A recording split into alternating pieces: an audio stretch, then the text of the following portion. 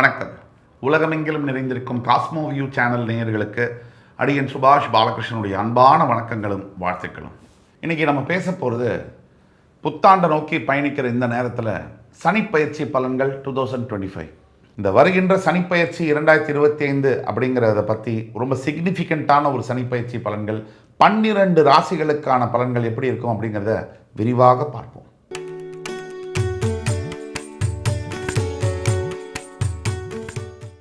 சனிப்பயிற்சி பலன்கள் 2025 வரிசையில் கடைசி ராசி 12வது ராசி மோட்சஸ்தானத்துக்கு ராசியான மீனராசி.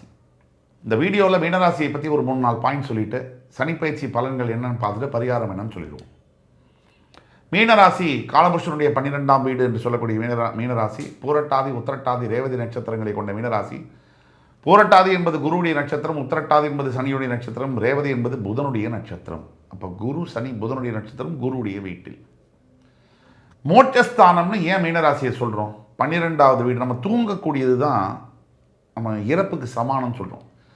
டெத்துடைய ட்ரையல் தான் ஸ்லீப்பு. இதை நீங்கள் புரிஞ்சுக்கணும். நீங்கள் ஒவ்வொரு மனிதனும் ஒவ்வொரு அவர் இப்போ ஒவ்வொரு வினாடியே நான் இப்போ வாழ்கிறேன் அப்படின்னா யுவர் நியரிங் யுவர் கிரேவ்யார்டுன்னு தான் அர்த்தம். நீங்கள் பார்த்தீங்கன்னா உண்மை ஃபேக்ட் என்னென்னா நீங்கள் பிறந்ததுலேருந்து ஒவ்வொரு வினாடியும் உங்களுடைய இறப்பை நோக்கி பயணப்படுகிறீர்கள். இதுதான் உண்மை. இது நெகட்டிவாக எடுத்துக்கூடாது. மரணம் என்பது மிகப்பெரிய வரம். ஆக்சுவலாக மொபைல் பில் கட்ட வேண்டாம், பொண்டாட்டிகிட்ட திட்டு வாங்க வேண்டாம், உடம்பு கை கால் வலியெல்லாம் இருக்காது, இந்த சமுதாயத்தில் ஏற்படக்கூடிய அவலங்கள்லாம் பார்க்க வேண்டாம், நிம்மதியாக இருக்கலாம். புரிஞ்சுனா? அப்போ மோட்சம்னா என்ன? ஒரு மனிதனுடைய உடம்பில் 9 ஓட்டை இருக்குது, துவாரங்கள், நவத்வாரங்கள்னு சொல்லுவோம். இந்த நவத்வாரங்களில் 8 துவாரங்கள் வழியாக சாதாரண உயிர், நம்மளை மாதிரியான உயிர் வெளியே போகுதுன்னு சொல்கிறாங்க. இந்த நவத்வாரம் என்பது மோட்சத்வாரம். இந்த நவத்வாரம் 9வது துவாரம் விஐபி என்ட்ரன்ஸ் கோவிலில் இருக்கு இல்லையா, அது மாதிரி நம்ம உடம்புலேயும் ஒரு ஓட்டை இருக்குது. இந்த நவத்வாரத்தில் இந்த உயிர் சக்தியானது அளவுகோல் இருக்குது உடம்புக்கு. இந்த உடம்புக்கு ஒரு தர்மம் இருக்குது. இந்த உடம்பு என்பது சன்ஸ்கிரிட்டில் சொன்னால் ஸ்தூலம் அப்படின்னு சொல்கிறோம். இந்த உடம்புக்கு அளவு உயிர் சக்தியை வச்சுக்கிறதுக்கு ஒரு நியதி இருக்குது, சட்டம் இருக்குது. Minimum level, maximum level. இந்த உயிர் சக்தி மினிமம் லெவல் கீழே போயிடுச்சுன்னா நம்ம மாதிரி ஆளுங்க உடல் மரணிக்கணும். ஹாஸ்பிட்டலில் இதில் வியாதிப்பட்டு நோய்பட்டு விபத்தில் இதெல்லாம் இறக்கும். இந்த உயிர் சக்தியானது அளவுக்கு அதிகமாக போயிடுச்சுன்னா அப்பவையும் நம்ம உடலை விட்டு உயிர் போயிடும். ஆனால் அது வேறு விதமாக போகும். 9th என்ட்ரன்ஸில் போகும். ராகவேந்திர சுவாமி, ஷீரடி சாய்பாபா, இந்த மாதிரி பெரிய மகான்கள் இருக்கார் இல்லையா, மகா பெரியவா, இந்த மாதிரி இவங்களுக்கெல்லாம் பார்த்தீங்கன்னா 9வது துவாரம் வழியாக உயிர் வெளில போகுதுன்னு சொல்கிறாங்க. உயிர் 2 பக்கமும் போகும்போது வித்தியாசம் இருக்குது. ஒரு கம்பெனியில் நீங்கள் ஒர்க் பண்ணுறீங்க, அவன் உங்களை டெர்மினேட் பண்ணி அனுப்புறதுக்கும் நீங்களாக ரிலீவ் ஆகி போகிறதுக்கு வித்தியாசம் இருக்குல்ல. இப்போது உடம்பு உங்களை டெர்மினேட் பண்ணிடுச்சுன்னா அது நார்மல் டெத்து. 8 துவாரம் நம்ம மாதிரி ஆளுங்க போகிறது வெளியே அமைச்சு தூக்கி அடிக்கும். வெளியே இனிமேல் உன்னை வச்சுக்கிறதுக்கு எனக்கு முடியாது, உன் சக்தி ரொம்ப கம்மியாயிடுச்சு, வெளியே கிளம்பு அப்படின்னு சொல்லி தூக்கி பிடிச்சி வெளியே போடுது. ஆனால் மகா பெரியவருக்கு, இந்த ராகவேந்திர சுவாமிக்கு, மிகப்பெரிய முனிவர்களுக்கு, மகான்களுக்கு, சித்தர்களுக்கெல்லாம் அந்த உயிரானது உடம்பு விட்டு கிளம்பும். அதனால தான் ராகவேந்திரர் சொல்கிறாரு, வியாழக்கிழமை காலம்பரை 11 மணிக்கு மேலே நான் இருக்க மாட்டேன். ஏன்னா அவங்களுக்கு தெரியுது அந்த உயிர் அந்த உடலை எந்த அளவுக்கு அந்த உயிர் வச்சுக்க முடியும், அந்த உடலால் எந்த டைம் வரைக்கும் வச்சுக்க முடியுங்கிறது துல்லியமாக தெரியுது. அதுதான் வித்தியாசம். அதுக்கு தான் மோட்சம்னு சொல்கிறோம். அதுக்கு தான் இந்த மீனராசின்னு சொல்கிறோம். மீனராசியில் பிறந்தது தான் மிகப்பெரிய மகான்கள், பெரிய சித்தர்கள். எல்லாரும் எந்த ராசியில் பிறந்தாங்க?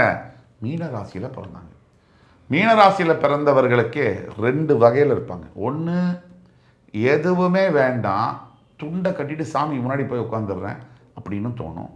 சுக்கிரன் உச்சம் பெறுவதால் எல்லாமே வேணும், அத்தனைக்கும் ஆசைப்படு அப்படின்னும் மீனராசியில் இருக்கக்கூடிய சராசரி மனிதர்களும் இயங்குகிறார். இப்படிப்பட்ட இந்த பேட்டர்னில் தான் இந்த 7.5 சனி ஜென்ம ராசிக்கு வரக்கூடிய இந்த கேமும் இப்போ ஸ்டார்ட் ஆகுது. இப்போ நினச்சி பாருங்கள் எவ்வளோ சூப்பராக இருக்குது பாருங்கள். தீபாவளி கிராக்கர்ஸ் வெடித்த மாதிரி. ஒரு பக்கம் எதுவுமே வேணாம் அப்படிங்கிறவங்களுக்கு சனி என்ன பண்ண முடியும்? எல்லாத்தையும் வச்சிருக்கிறவங்க தானே சார் கஷ்டம். எதுவுமே இல்லாதவங்க, எதையும் இழக்க எதுவுமே இல்லை என்கிட்ட, எதுக்கு பயம்? எனக்கு எல்லாத்தையும் இழக்க ரெடியாக இருக்கேன், எதுக்கு பயம்? அப்போ எல்லாத்தையும் வச்சிருக்கிறவங்க தான் கஷ்டம். அந்த கஷ்டத்தை படுறவனுக்கு சனீஸ்வர பகவான் என்ன பண்ணுவார்னா, ஃபஸ்ட்டு ஆசையை தூண்டுவார். மைண்டு மங்களாகும். ஒரு மழுகு அடித்து மைண்டு வேலை செய்யாமல் ஆசை, டெம்டேஷன், சபலம் இதை தூண்டுவார். வாழ்க்கையில் 2 இது. ஒன்று, தப்பை செஞ்சிடலாம், தப்பை செய்யாமல் இருக்கலாம். சபலமில் போகலாமா வேணாமா, வேணாமா போகலாமா, இந்த இது வந்து டிட்ரிமெண்டல்னு சொல்கிறோம், மிகவும் ஆபத்தானது. ஏன்னா செஞ்சாலும் ஓகே செஞ்சுட்டேன் தப்பு இனிமேல் பண்ண மாட்டேன்னு மன்னிச்சுக்கோ, அதை திருதி வாழ்ந்துக்கிறேன். இந்த சபல புத்தியாக இருக்கிறவங்க மறுபடி தவறை இழைப்பார்கள் என்பது சைக்கலாஜிக்கலான உண்மை. ஏன்னா அவங்க மனசில் என்ன இருக்கணும், நான் ரொம்ப நல்லவன், ஏதோ எதிர்பாராத சந்தர்ப்பத்தில் தான் இதை செஞ்சுட்டேன் அப்படின்னு தான் கன்வின்ஸ் பண்ணிவிட்டு அடுத்தடுத்து அதே தப்பை செய்வார்கள் அவர்கள். இதுதான் மனோ தத்துவம் சொல்லக்கூடிய உண்மை. நீங்கள் எந்த விஷயத்தில் கேர்ஃபுல்லாக இருக்கணும் மீனராசி, ஒன்று மைண்டை க்ளீனாக வச்சுங்க, இதுதான் என் மைண்டில் தோணுது, 7.5 சனி எனக்கு இப்படி நடக்குது, கெட்டது நடக்குதுன்னு சொல்லி தீர்மானம் பண்ணுங்க. இல்லை அதை விட்டுடுங்க, மறுபடி அதே தவிர நீங்கள் செஞ்சுட்டே இருந்தீங்கன்னா அடி விழும்போது எழுந்திருக்கவே முடியாது. ஏன்னா பல நாள் திருடன் ஒரு நாள் அகப்படுவான்.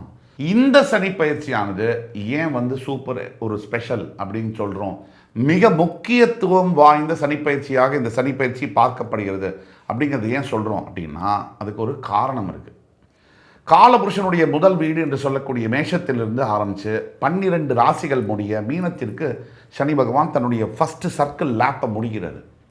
கிட்டத்தட்ட 30 வருஷத்துக்கு முன்னாடி 95ஆம் ஆண்டு தன்னுடைய பயணத்தை ஆரம்பித்த சனி பகவான் இப்போ 2025 தான் மீனத்துக்கு வந்தடைகிறார். இது வந்து சர்க்கிளை முடிக்கிற இடம். இதுக்கப்புறம் திருப்பியும் அடுத்த சர்க்கிளுடைய பயணத்தை மேஷத்திலிருந்து ஆரம்பிப்பார். எவ்வளவு சிக்னிஃபிகண்ட்டான இந்த பயிற்சி, அதாவது மோட்சஸ்தானத்தில் வந்து சனி பகவான் தன்னுடைய ஹோல் சைக்கிளை 3 தலைமுறைக்கு முன்னாடி ஆரம்பிச்சிருக்காரு. பார்த்துருங்க, நிறைய பேர் இப்போ வேலை செய்யக்கூடியவங்க, திருமணமானவங்க, குழந்தை இருக்கவங்க கூட பிறந்திருக்கவே மாட்டாங்க. அதுக்கு முன்னாடி ஆரம்பித்தவர் இப்போ தான் தன்னுடைய சைக்கிளை வந்து கம்ப்ளீட் பண்ணுறாரு. மீனராசியில் பிறந்த அத்துணை பேர்களுக்கும் இந்த மோட்சம் என்பது ரொம்ப கிட்ட இருக்குன்னு கூட சொல்லலாம். நீங்கள் வந்து சனீஸ்வர பகவான் இந்த மாதிரி ஜென்மராசிக்கு வரும்போது பரிகாரமாக டெய்லி காலையில் குளிச்சுட்டு சுவாமிக்கு விளக்கேற்றிட்டு தியானம், சிவனை நினைத்து தியானம் செய்வது. தியானம்ன்றது அது ஒரு நாள்லலாம் வராது, அது ப்ராக்டிஸ், அதை செய்யணும். சிவ ஆலயங்களுக்கு சென்று பிரதோஷம் வந்து விட்டுறக்கூடாது, பிரதோஷம் தான் ரொம்ப முக்கியம். அந்த பிரதோஷத்தன்னைக்கு நீங்கள் செய்யக்கூடிய தான தர்மங்கள் மிகப்பெரிய நல்ல விளைவுகளை ஏற்படுத்தும். அதை விட முக்கியமானது, முதியோர்களுக்கு நீங்கள் கொடுக்கக்கூடிய உணவானது, உடைகளானது உங்களை காத்து நிற்கும். சின்ன குழந்தைகளுக்கு நீங்கள் செய்யக்கூடிய சர்வீஸ் ஆனது, அதாவது 10-15 வயசுக்குள்ளே இருக்கக்கூடிய பெண் குழந்தைகள், அனாதை குழந்தைகள் எத்தனையோ பேர் இருக்காங்க, உங்களால் முடிஞ்ச உதவிகளை செய்யுங்க. என்ன தப்பு அதில்? நம்மெல்லாம் வாரிட்டு போகிறது எதுவும் கிடையாது, புண்ணியம் மட்டும்தான், செய்கிற நல்ல விஷயம் மட்டும்தான். அதை நீங்கள் செய்யுங்க அப்படின்னு சொல்லி வேண்டி கேட்டுக்கிட்டு அடுத்த முறை உங்களை மறுபடி சந்திக்கும் வரை உங்களிடமிருந்து விடைபெறுவது உங்கள் சுபாஷ் பாலகிருஷ்ணன். நன்றி, வணக்கம், வாழ்க வளமுடன்.